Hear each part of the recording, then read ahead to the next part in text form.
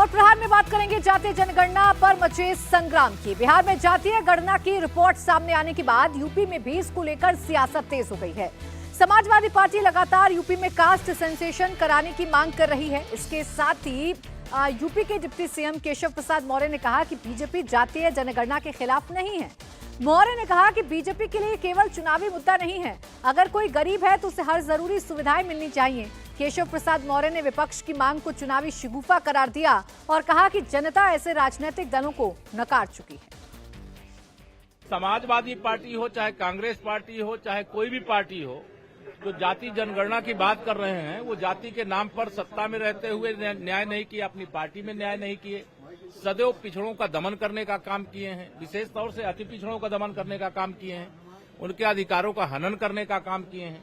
आज उनकी यह मांग केवल 2024 में, जब उनके पास कोई चुनावी मुद्दा नहीं है, जब विकास की गंगा बह रही है, गरीब कल्याण की योजनाएं तीव्र गति से आगे बढ़ रही हैं, हर समाज के हर जाति बिरादरी का विकास हो रहा है, वो उनको हजम ही नहीं हो रहा है।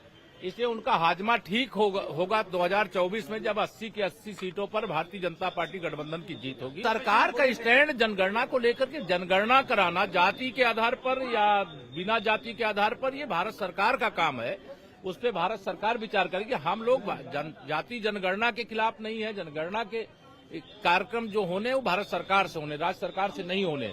ये मुद्दे केवल 2024 में चुनावी मुद्दे से विहीन है, इसलिए इस प्रकार के मुद्दे उठाते हैं। केशव प्रसाद मौर्य ने कहा कि हमें जातीय जनगणना से कोई इनकार नहीं है, तो उस पर समाजवादी पार्टी नेता शिवपाल यादव ने तुरंत पलटवार किया और जातीय गणना कराने की चुनौती दी।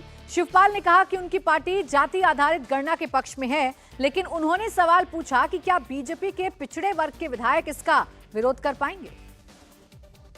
गणना के पक्ष में है और हम तो चाहेंगे जितने भी भारतीय जनता पार्टी में पिछड़े वर्ग के जितने भी विधायक हैं, एमएलसी जितने भी हैं, वो जातीय गणना के लिए मना करें कि नहीं करा पाएंगे।